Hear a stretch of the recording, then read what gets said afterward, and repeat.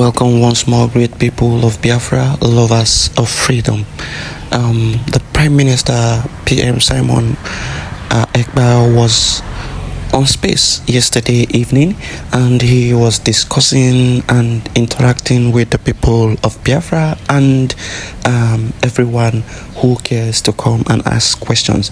And then a full-blooded Biafran came in and exposed something. He said he was one-time Nigerian military, and I knew that what he was saying is completely true, because I too have at one time been in the Nigerian military, and I know the kind of things they do there. I know the atrocities going on there, and this guy exposed one of the atrocities, and it is very pertinent that you share this widely so that it gets to everyone, and even those in the military, so that they can have a rethink and understand what is buying them, because some of them will go to battle and they will be buyed, but they will not know the bullets that will buy there will not come from the enemy bullet, but it is coming from within, and they will not know.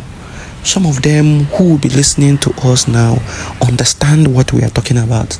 They understand what I'm talking about, that some of them will go into battle and they will buy, but it's not as a result of the enemy bullet, but as a result of a friendly bullet. And so this is why we want to bring this here. We have two communications to bring to you.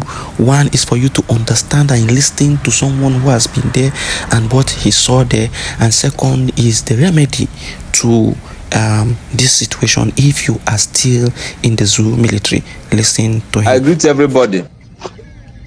I'm speaking from this side of East Africa. Meanwhile, am I coming out loud and clear? Please go ahead, you have 1 minute. Okay, please, okay. So I'm considering our military distance. So myself, I am very ready, because I was trained by the Nigerian Army, 76 intake. So, but I'm here waiting patiently on the day that we will strike, and I'm ready to come back and defend my fatherland. Very, very ready. I was trained. After the training, I saw what was going on in the training camp. 2 weeks, 3 weeks to pass out.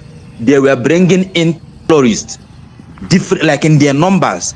When we ask who are those people, they will tell us from one Alhaji Musa, Alhaji what. So as the training was going on, I was like, those people, they didn't train with us. They didn't know about IED, the mining, a lot of things we have been passed through. They didn't know about it. So, but they are bringing them in their numbers. So I told my friends, those people are the people that we lost in the battlefield. They didn't believe me. Most of them now, 76 intake, that was in 2018. Most of them are now. So I know things about military, and I know their strategy. So whenever it is ready, I am coming back to Biafra land to fight and defend my people. I can't run forever. I left Nigeria after the training. Before our deployment, I ran away. I left the country. So, but I am coming back to fight and defend my fatherland. And that is what I just want to. The people parading themselves today in the military regalia, calling themselves army. They are terrorists. That's why we are going to make sure we neutralize all of them in Biafra land. Pass out. They bring them in their numbers, like thousands. They don't know anything. The only thing they know is aim and shoot. Yet we have trained for 6 good months. Just 2 weeks to pass out. 2 weeks, 3 weeks. We see them in their numbers. They don't know English. They don't know how are you. They don't know how, like, they are not Hausa people. So I was telling them I was observant, because I was trained by special squad. I was a sniper. So I was like, these people, who are they? Even my name, I bought another name. It wasn't my name I was using, because I was like, after the training in Enugu, before we were deployed for training in Zaria, my name didn't come out. So they gave me another name. They sold my name to another person, and I bought another name. So during the training, I was like, this country is what time. In a security architecture, you are selling name, you are buying name. You are already a criminal by buying your name or selling your name or buying another name. It's a criminal act. That is it. So at a point, there came to a point whereby they will tell you, go and verify your name with your bank account. If it's not verified, they will not pay you your salary. You see the problem now. So if that name you are answering in Nigeria Army, if it didn't match with your account bank, they will not pay you. So a lot of people were in confusion because the names were not their own. A lot of people in Nigerian Army today, their names are not their real names. They bought it anyway. You see, that's why when Because you see Musa, you think Musa is their names. When you see Alhaji, you think it's their name. Their names are not Alhaji. Some of them are Okechiku. Some of them are Igwe. Most of them cannot. They will be answering Alhaji. They can't. Let them come to Biafra land now. They will die there. I am very, very ready to strike them at them because I know their strategy. I know how they move. They are very weak. The only thing they are trained is to defend. Because they will give you one magazine to face a terrorist, and what our commander will tell you is defend yourself. When their own weapon is over, then you can shoot your own, because if you shoot one magazine and it's over, my dear, you are gone. Nkega will go like you are gone. What do you get, because one magazine can you how many bullets did he? No life jacket, no bulletproof, no helmet. So, and that was during Boko Haram 1 year. So I told them, my brother, I cannot go with those people I don't know. I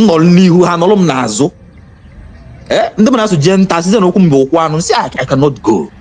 I left immediately because people were dying in the training camps. People were dying in Zak. All right, somebody else. They bury you. Thank you very much. Now, this account you are hearing is exactly what is happening. When you are trained and you are from the eastern region, you are from the Biafran area, and you make mistake to go and join them, once you are through with the training and you are pushed to the war front, those ones who are not part of you, those ones who have been brought to infiltrate the military, will come from the back and buy you.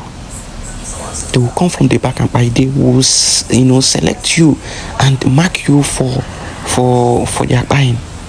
And once it's time, once you are in the war front, they will from the back buy you, and your own is gone. And that is how they reduce the number of other ethnicities in the military, leaving only them to be progressing and increasing in both number and in rank.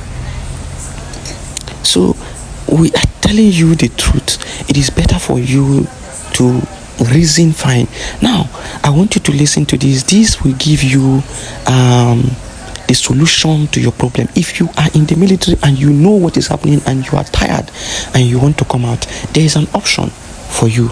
This is the option. Listen to this interaction. But I also want to let you know that among the military and police formations in the bands in Nigeria, you also enjoy a lot of love and sympathy. My question is, there was a time you made calls for people to drop their uniform and for scarpets to support to show their allegiance to the struggle for Biafra.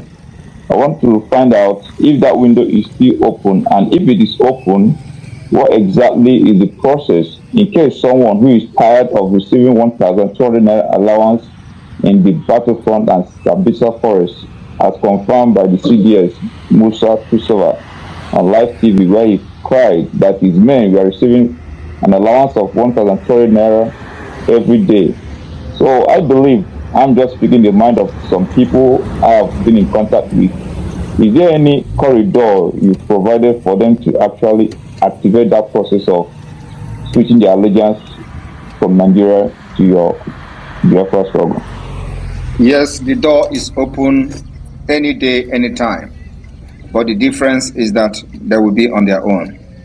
They are not going to join the Biafra Liberation Army.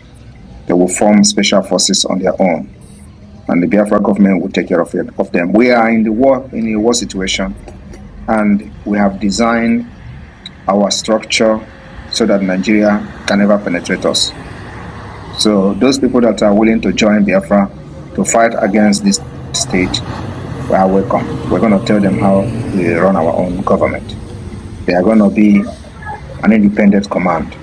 So And that's how we're going to start. I'm making this public. We're not hiding anything. So they must be ready to be on their own. So, from what you have just listened from the PM, a direct message to everyone who is serving under the Zoo military and wishes to cross carpet to the Biafran side, that you will not join the Biafra Defense Forces and their camps, wherever their camps are, but you would have your own separate camp. You would have your own separate camp, and you would have your own separate unit and separate command. You would have your own duties to perform. You would carry out your duty, and you will be taken care of by the Biafra government in exile. So the essence of this is that we don't want the Zoo military to bring people in that will not infiltrate and try to destroy what we have already built. So what we are trying to do now is to build a new camp, and then they would have their own unit and their own name and their own everything, and they will be taken care of by the Biafra government, and they will have their own separate assignment, and it's already ongoing. So if you wish to cross carpet, you know what to do, you know how to contact the Biafra government, and then they will take it up from there. Thank you for listening. It is always Biafra.